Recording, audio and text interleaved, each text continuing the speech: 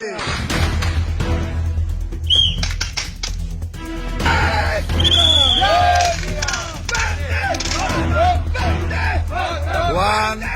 two, three.